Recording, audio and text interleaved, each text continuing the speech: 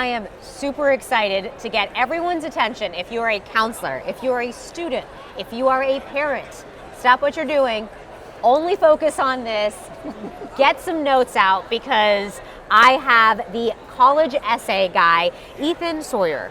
You have so many resources, you're able to help so many people. Tell me what the biggest thing is that you are able to provide all of these counselors and kids out there. Yeah, so basically CEG, College Essay Guy, is known for its free resources.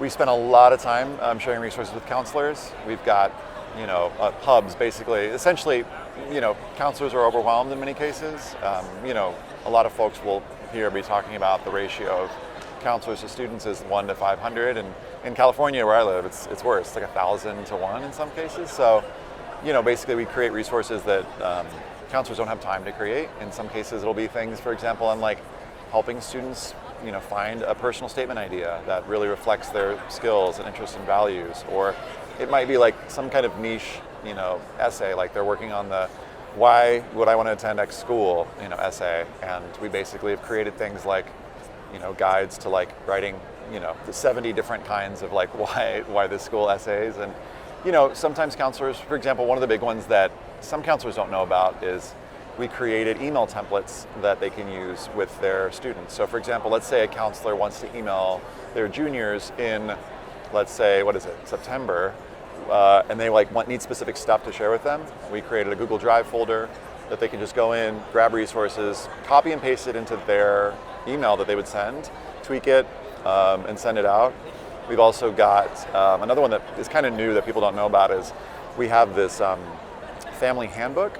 So it kind of gives like the overarching, most important things for families to be thinking of.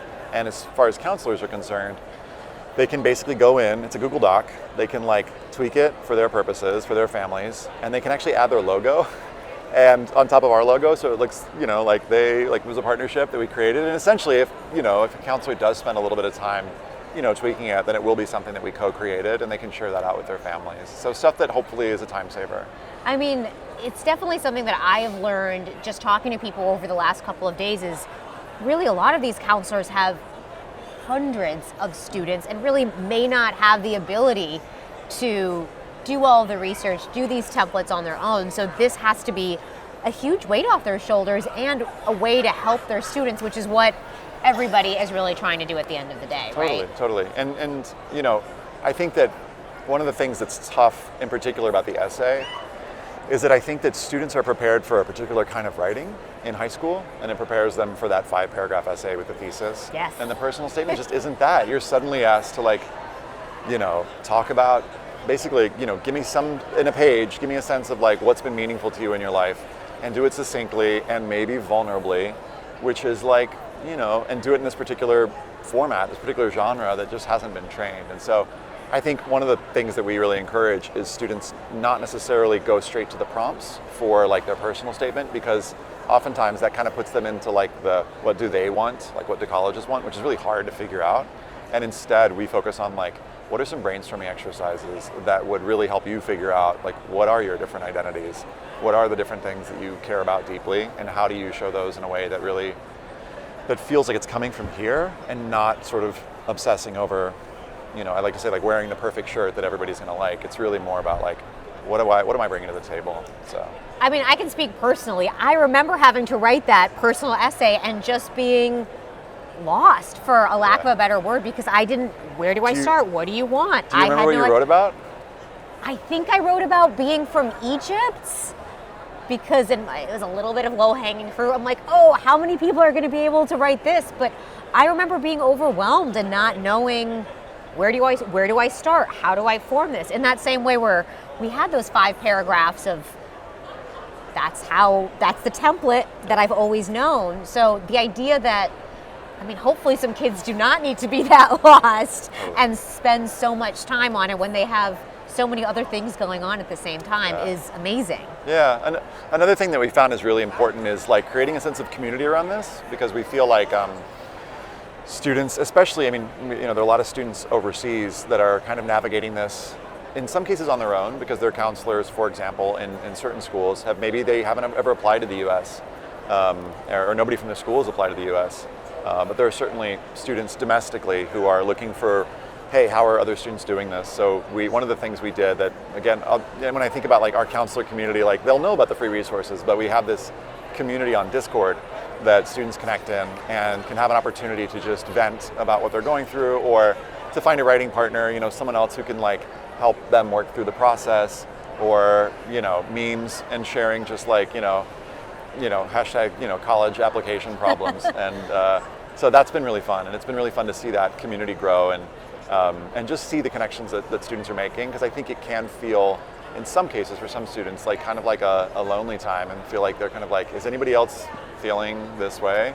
So that's been really fun. And I wonder how much of that has changed or evolved since the pandemic, since everybody went back home, sort of started going back in person, what those conversations have looked like over the last couple of years. Well, one of the things that I've seen more commonly students writing about or wanting to write about is depression and mental health issues.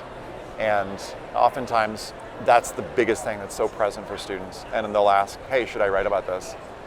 The question that I come to a lot, and that I'll encourage them to think about, is this story, your relationship to this mental health challenge, the best way, or one of the best ways, to show your skills, qualities, values, and interests? Because I think there's oftentimes this bias towards writing about like what is the biggest challenge you faced. But I think that it's useful to write about that only if we're talking about, okay, how have you metabolized that experience? What have you done about it, and what have you learned? And I think it's not a bad thing to write about in general, because you can kind of process, for example, what is your relationship to whatever it is, depression or anxiety. But I find that a lot of times the difference between writing about it versus writing about it for college is like that's an important difference. So one of the things I'll say to students who ask me this is like, there's a simple exercise that I can reference that folks can look up. It's called the Feelings and Needs exercise. It's on YouTube, but that students can actually go through and like in about 25 minutes get a sense of like, okay, is this the thing that I want to write about?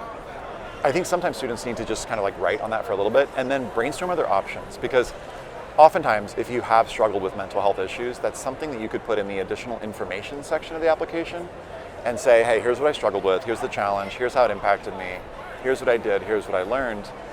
But then they can use that personal statement to talk about a cultural identity that's important to them, or their love of whatever, stamp collecting or something else that's kind of fun or weird, that's going to give an even greater, more comprehensive sense of what they're going to be bringing to a college campus. So if students are watching this, I want to encourage you all to like, yes, write about it, process that, but then consider, is this something that I could explain briefly in the additional information section, and then use that personal statement to show other sides of myself that don't necessarily, I don't want students to feel like they have to be defined by this, this last year or two in their lives necessarily.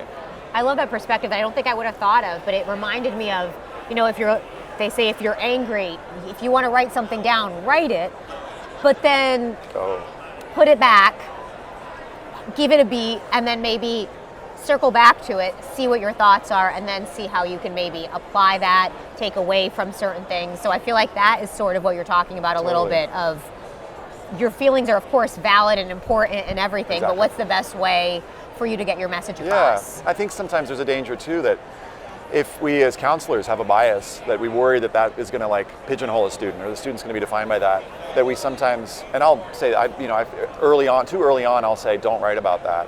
When I think actually do write about that, like process it, go. The question is just then, does that end up being the best representation of me? So I just want to like encourage students to like, yes, go write, process, talk to a friend, get some support. I think sometimes because students are writing about personal things for the first time, they're like, what's the most personal thing? Let's see, what have I got? And it's like, this is super personal. And like, yeah, vulnerability is good, but in the service of like, what are college admission officers looking for? Like, who is this person that's coming to our campus? How are they going to create an awesome community? And just making sure that what you're revealing is actually revealing the awesome stuff that we're excited about. So.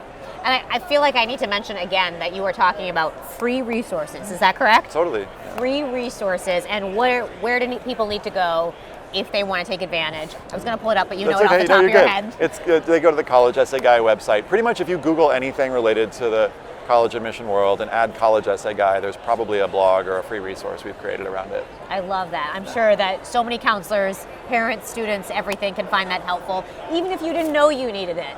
I can't imagine you're going to go there and not find something that will be helpful in There's your a lot of process. stuff. Yeah. Thank you so much. Yes, I'm ma'am. sure Thanks. everybody is getting so much of what you're doing and getting value out of it. Yeah, thanks. It's Thank great meeting you. It was a pleasure. Yeah. Thank you so much. Be well.